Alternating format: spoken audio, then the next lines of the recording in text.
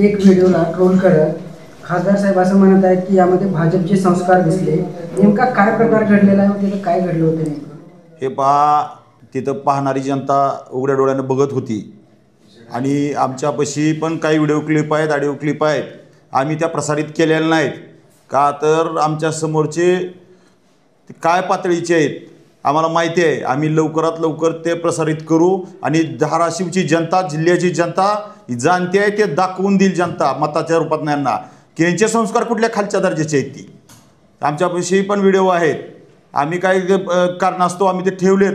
नको व्हायरल करायला, कशाला वाद वाढवायचा, कशाला या ह्याच्यामध्ये परत परत जायचं. आणि सुरुवात कोणी केली ह्याच्यात पण तुम्ही खोलवर जा. याचे मी उकल 100% लवकरात लवकर करेन. आज जिल्ह्याचे खासदार मराठवाड्याच्या स्वातंत्र्यमुक्ती दिनी काहीतरी महत्त्वाचं आणि जिल्ह्याच्या उपयोगाचं बोलतील अशी अपेक्षा होती. पण आजच्या अतिशय महत्त्वाच्या दिवशीसुद्धा खासदारांनी आपली जुनी स्टेप पुन्हा वाजवली आणि ती टेप वाजवत असताना त्यांनी स्वतःच्या व्हॉट्सॲप अकाउंटचा एक विषय जिल्ह्याच्या जनतेसमोर मांडला आणि त्यांच्यातून त्यांना एक परसेप्शन तयार करायचं आहे की माझ्या लोकसंपर्कावर विरोधक कुठंतरी गदा आणत आहेत किंवा माझ्या लोकसंपर्काला कुठंतरी आडकाठी आणत आहेत. पण प्रत्यक्षात मला खासदार साहेबांना सांगायचं आहे की व्हॉट्सॲपचं जे अकाउंट आहे ही कुठली तरी सोशल मीडियाची टीम लावून किंवा कुणाच्या तरी अकाउंटला रिपोर्ट करून ब्लॉक करता येत नाही. व्हॉट्सॲपचा अकाउंट हा जो व्यक्ती पर्सनली किंवा ग्रुपमध्ये तुमच्याबरोबर चॅट केलेला असेल किंवा तुमच्याबरोबर पहिल्यापासूनच चॅटिंगमध्ये असेल तोच माणूस तुम्हाला रिपोर्ट करू शकतो आणि तुमचा अकाउंट बंद करू शकतो. याच्यामधले आम्ही जास्त तज्ज्ञ नाहीत.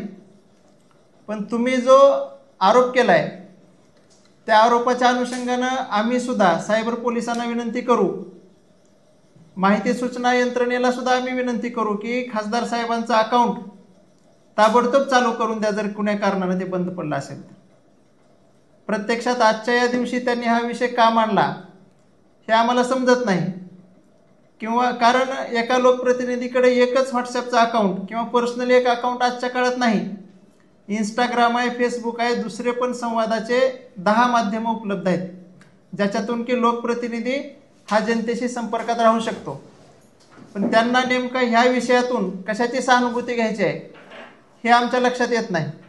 आम्हाला असं वाटतंय मागच्या 2-4 दिवसापासून त्यांच्याबद्दल जे संभ्रमाचं वातावरण जिल्ह्यामध्ये चालू आहे त्याचा कुठंतरी त्यांच्या व्हॉट्सॲपच्या त्या पर्सनल अकाउंटशी संबंध आहे की काय हा संशय आता आम्हाला वाटू लागला आहे. आणि ते त्यांचं कुठलं तरी एखादं भांडवल उघड होतं आहे का ते लपवण्यासाठी म्हणून त्यांनी स्वतःचं व्हॉट्सॲप अकाउंट बंद केलं का असा सुद्धा आमचा त्यांना प्रश्न आहे. प्रत्यक्षात सोशल मीडियावरील जे हे सगळे फोरम आहेत एखादा फोरम बंद केल्यामुळं पुन्हा लोकप्रतिनिधीचा संपर्क हा कमी होत नसतो हे त्यांच्या लक्षात यायला पाहिजे.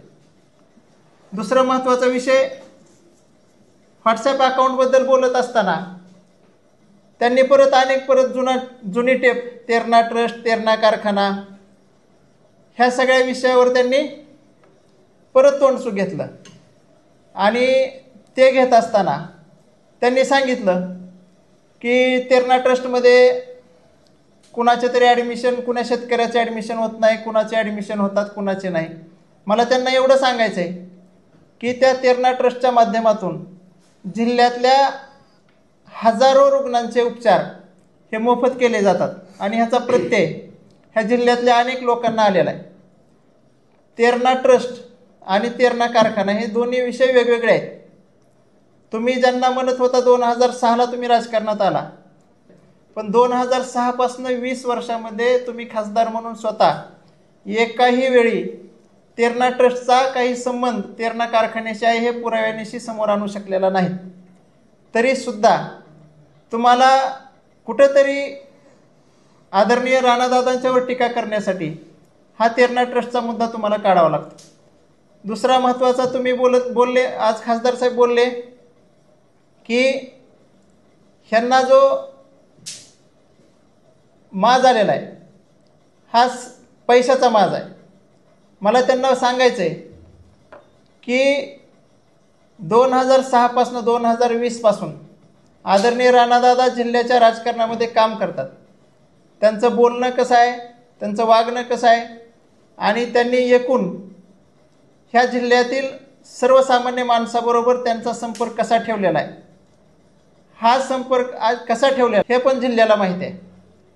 दुसरीकडं मागच्या 20 वर्षापासून जिल्ह्यामध्ये तेरणा कारखाना, जिल्हा बँक ह्याच्यामध्ये भ्रष्टाचार करून पैसे कुणी कमवले, त्या पैशाचा माज कुणाला आहे हे सुद्धा ह्या जिल्ह्याला माहिती आहे. तेरणा कारखाना, जिल्हा बँक संपल्याच्या नंतर जो विषय MSEBचा आला, MSEBमध्ये गुत्तेदारी कोण करतं आहे. आज पवनचक्क्याची कामं चालू आहेत जिल्हाभर, त्या पवनचक्क्यामध्ये 80% पवनचक्क्यामध्ये कुणाच्या गुत्तेदारी आहेत हे पण जिल्ह्याला माहीत आहे. त्याच्यामुळं पैशाचा माज हा भारतीय जनता पार्टीच्या कुण्या नेत्यांना किंवा कार्यकर्त्यांना यायचा संबंध नाही. जिल्ह्यामध्ये आदरणीय राणादादांच्याकडं 40 वर्ष राजकारणात तुम्ही काय केलं म्हणून प्रश्न उपस्थित केले जातात. प्रश्न उपस्थित करणाऱ्यांना मला एवढं विचारायचं आहे की तुम्हीसुद्धा मागच्या 20 वर्षापासून या जिल्ह्यामध्ये लोकप्रतिनिधी म्हणून काम करता, अनेक वेळा तुमची सत्ता होती. ह्या 20 वर्षामध्ये तुम्ही एखादं धोरणात्मक ठोस कुठलं काम केलेलं आहे ते सुद्धा काम तुम्ही जिल्ह्यातील तरुणांना सांगितलं पाहिजे. कारण 20 वर्षापूर्वीची तुमची पार्श्वभूमी आज तुमच्या पाठीमागं सोशल मीडियावरील तुमचे फोटो रील्स बघून फिरणाऱ्या मुलांना ते माहिती नाही. त्यांना समजण्यासाठी तुम्ही जे तुमचे फॉलोअर आहेत, तुमचे कार्यकर्ते आहेत, तुमचे सहकारी आहेत, त्यांना तरी कळावं असं एखादं ठोस काम तुम्ही त्यांना सांगा की आपण 20 वर्षामध्ये हे काम केलेलं आहे. शेवटी आपल्याला एवढंच सांगेन की आजचा मराठवाडा मुक्ती दिन हा मराठवाड्याच्या अस्मितेचा दिवस आहे. आज आपण आपल्या हुतात्म्यांना आदरांजली वाहतो.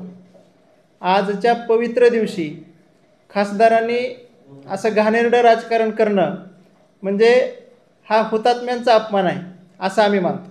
जे सन्माननीय खासदार साहेबांनी सांगितलं की अकाउंट हॅक वगैरे केलं, तर आज देशात अशी परिस्थिती आहे की देशातले सर्वच विरोधी पक्ष किंवा विरोधी पक्षातले नेते आपले स्वतःचं अकाउंट स्वतः चालवून सरकारवर टीकात्मक किंवा अन्य बाबीवर ते प्रकाश टाकत असतात. पण देशातलं एकही असं उदाहरण आत्तापर्यंत नाही की एखाद्या टीमनं एखादं अकाउंट, सोशल मीडियाच्या टीमनं एखादं अकाउंट असे रिपोर्ट करून हॅक केलं आहे असं देशात आत्तापर्यंत एकही उदाहरण नाही. हा प्रकार म्हणजे केवळ खोटं बोल पण रेटून बोल की जी नेहमीची पद्धत आहे, त्याला यांच्याकडे याबाबत तोड नाही. जिल्ह्यात खोटं बोलायला दुसरा माणूस सापडणार नाही. आणि असं जर असेल, जर व्हॉट्सअपचा अकाउंट आम्ही इथं बसून हॅक करत असेल तर मार्क झुकरबर्ग आमचं ऐकतो, असंच आहे ते. धन्यवाद.